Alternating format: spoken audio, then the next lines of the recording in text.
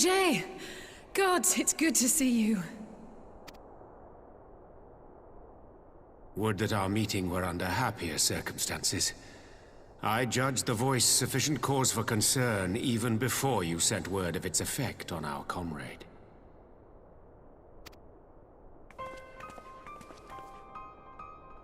You heard it too, then?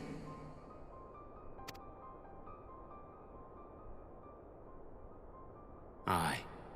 And all but certainly at the selfsame instant. Alas, pained as I was, I could make little sense of what few words did then reach mine ears.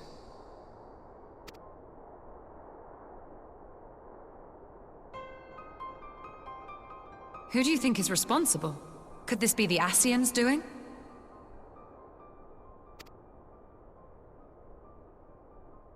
That I cannot say. Not when so little is known. Ere I indulge in speculation, I would examine Thancred with mine own eyes. To Alamigo, then, without further delay.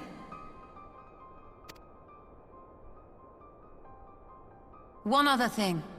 During my visit to the Far East, I observed a strange phenomenon. Thou referrest, I presume, to the localized reduction in etheric density. Well, that spares me the trouble of an explanation. Yes, I noted precisely that at two apparently unconnected locations. I take it the phenomenon is not limited to the Far East. Indeed not. Of late, our agents charged with surveilling the beast tribes have spoken of little else. In every corner of the realm, they tell of places in which the ether hath grown thin. Naturally, my suspicions first turned to primal activity, but the areas thus affected betray no evidence of summoning. I must confess to being quite perplexed. If the same phenomenon is being observed in multiple locations on opposite sides of the world, we may safely discount regional factors. Needless to say, this warrants further investigation. Indeed, I shall make it my task to...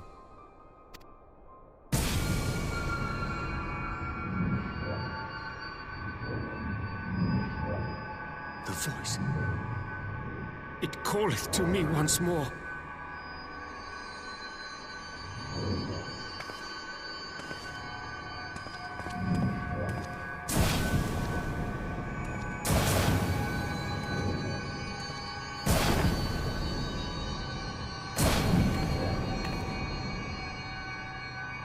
I hear it too.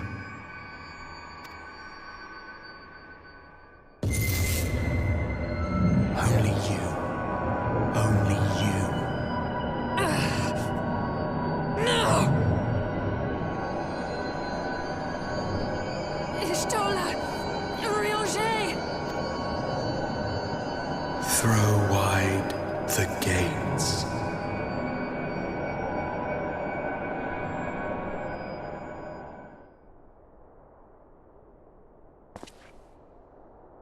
No! No, this can't be happening!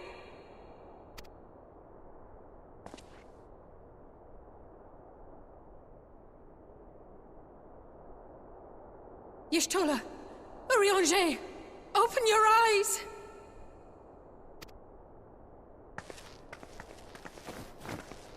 Open your eyes, I beg you! Say something! Anything! Not again. Please, not again.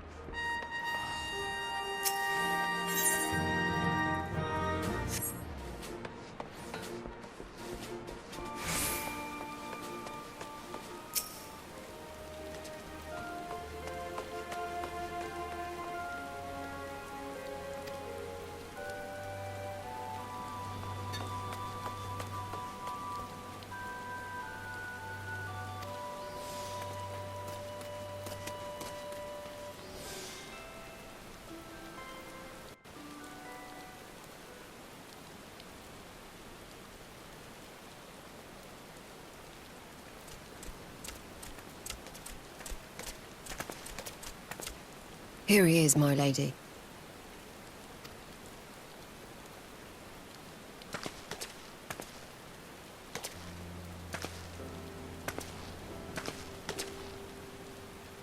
Gabu, it's been too long.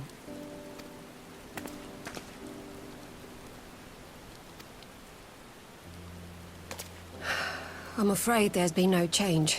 If he can see or hear us, he has given no sign. I see. You're still fighting. I'm proud of you.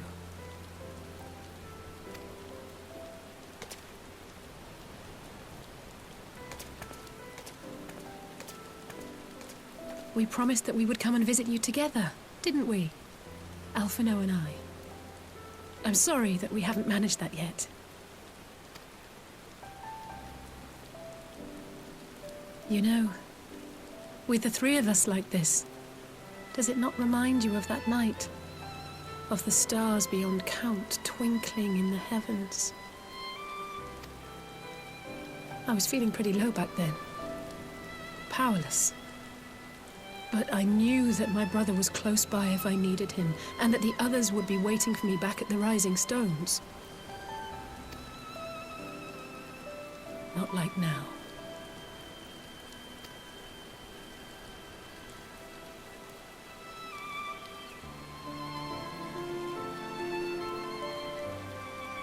I've seen my share of trouble since coming to Eorzea.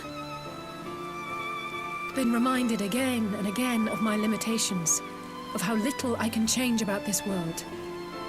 And I've come to know the sorrow of parting all too well.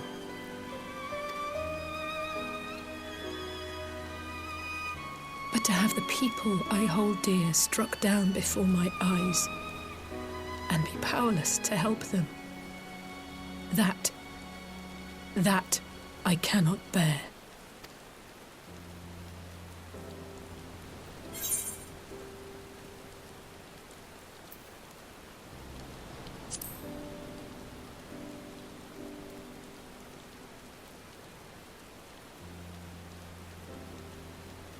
No, I don't. You're right. It's pure arrogance to imagine I can solve everything by myself. You'd think I'd have learned that by now. Thank you. I don't know what I'd do without you.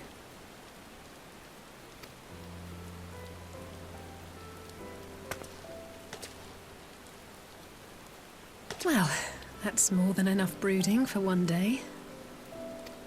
Come on. We have friends to save.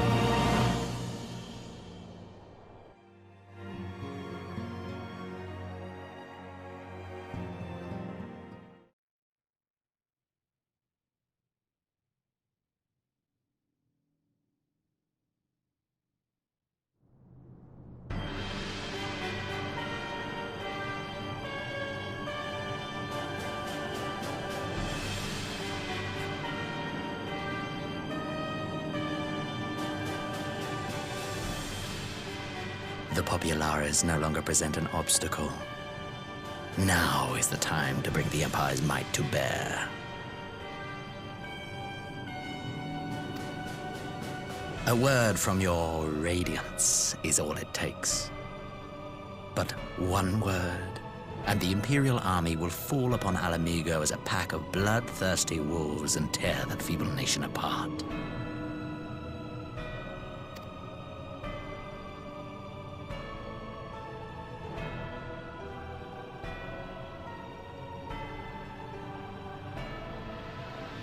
Have you no words for me?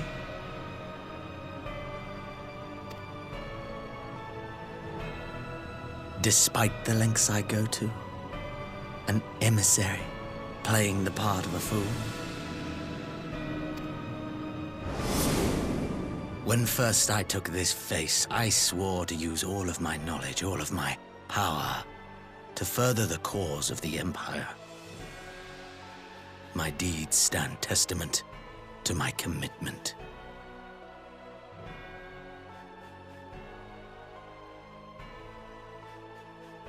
And with this adamant flesh at my disposal, I could destroy the Icon Slayer as easily as one might swat a fly. Why do you hesitate?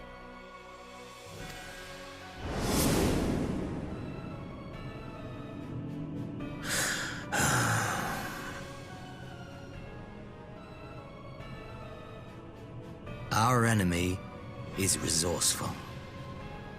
Though victory is certain now, it will not remain so indefinitely.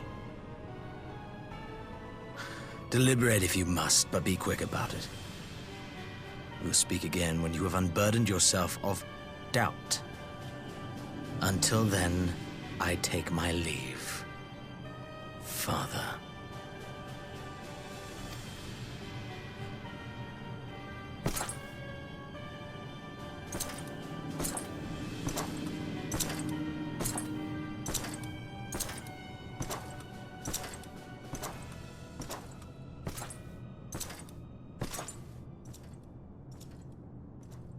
I should be the one to sigh.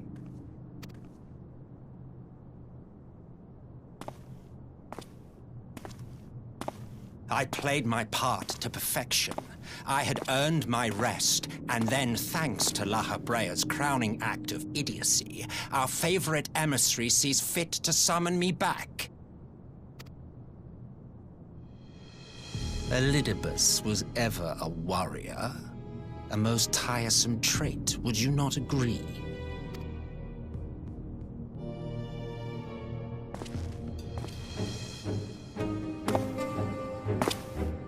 What? Have you no words for me either? No matter. I've long grown weary of this mummery. Now, my dearest grandson, let me remind you of your place in the simplest of terms.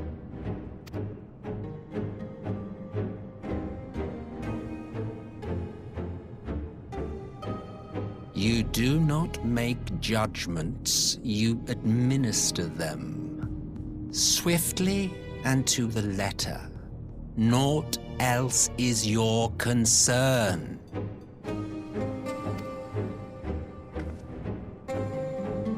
Elidibus may be an insufferable bore, but he is no fool. His choices as emissary seldom err.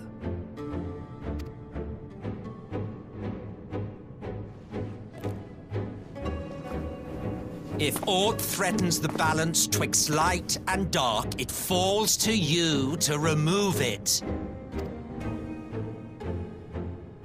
Be it by your own hands or by your armies, you have ample means at your disposal.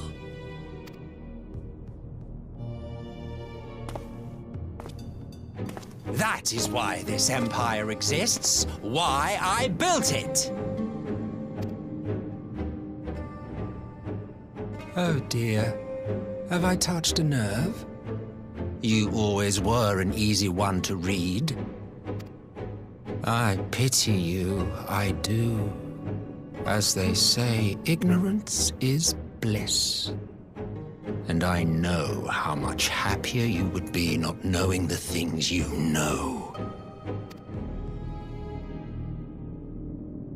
The Founding Father was an Ascian, and he created the Empire solely for the purpose of sowing the seeds of chaos.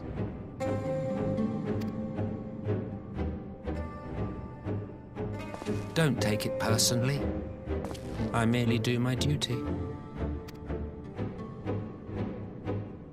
To bring about a calamity requires no small amount of power, and there is no surer way to obtain such power than by collecting powerful pawns.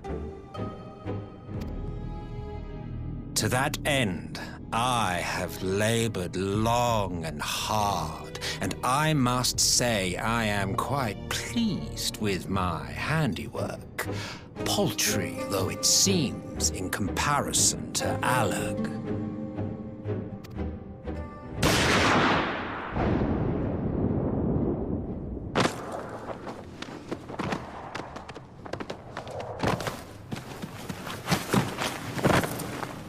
You fiends are overfond of your own voices.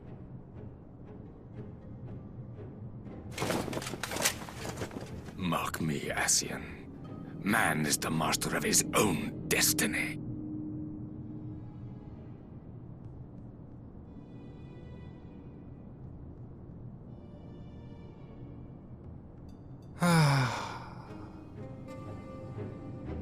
Such a waste of time and energy, both yours and mine.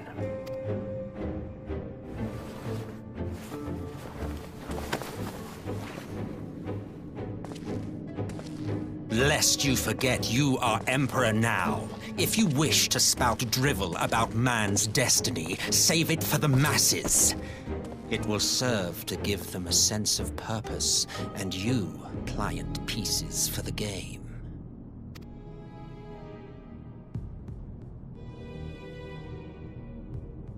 Oh, do stop sulking, boy. You, of all people, should understand. Ours is a struggle to restore both mankind and the world to their rightful state. Viewed thus, our goals are one and the same.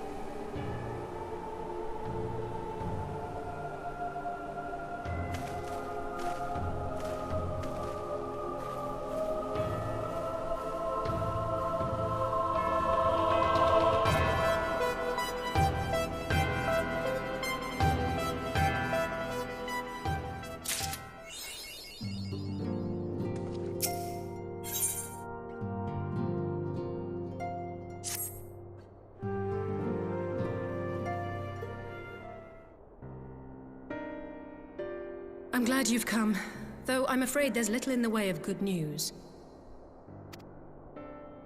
After you left, we reached out to both the Alchemists Guild and Stillglade Fane and attempted all manner of treatments.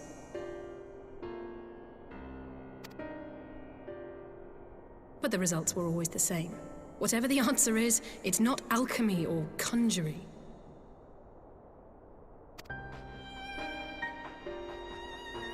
Why did it have to be Y'shtola and Urianger and not me?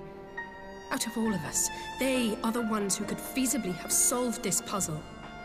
And Alphino's still missing. God, it's all going wrong. Where do we even start? A grave situation indeed. Might I be of some assistance?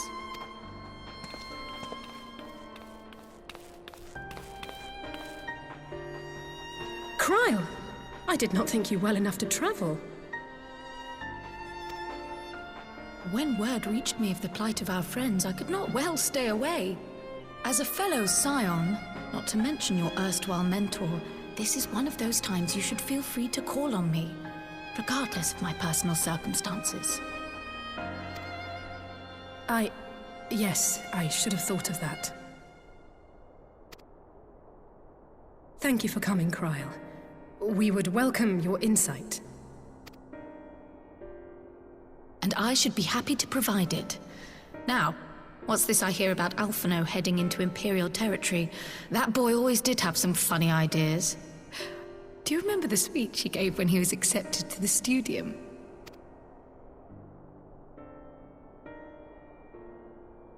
My life's goal is naught less than the salvation of this star.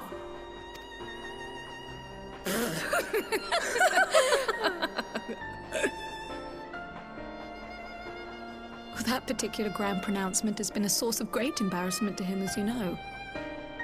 But the fact of the matter is, he meant every word and has lived his life accordingly. Yes, he remains altruistic to a fault, but I'm worried he was too fixated on his goals to see the dangers, as has happened before. You needn't be so concerned. Though his values remain the same, Alphino is not the blinkered boy he once was. Slowly but surely his eyes have been opened, thanks to a certain someone. A certain someone whom he'd be mortified to learn had heard about his little speech. Mum's the word, eh?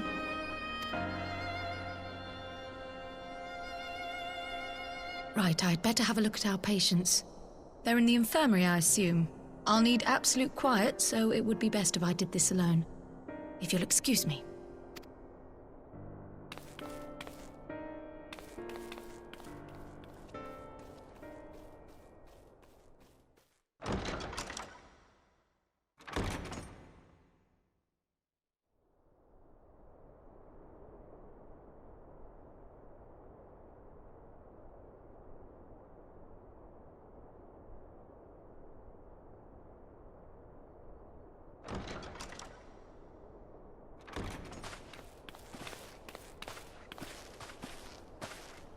All three are in fine physical health. At a glance, I would say they were merely sound asleep. Except for the fact that I couldn't sense the slightest trace of them in their bodies. It's as if their souls have taken leave of their physical forms. Ah, yes. The Elder Seedseer made a similar observation. I've read the report. When you heard this mysterious voice, you described feeling as if you were somewhere else, yes? If we assume the ether which comprises your essence is being drawn to some other place, then it may be possible to follow the trail it leaves behind, just as we did in our search for Thancred. I wasn't around for that, but I can't imagine it was easy. Oh, it wasn't. But that's no reason not to try. I will have need of Master Matoya's crystal eye if I'm even to make the attempt. So I suggest we pay her a visit.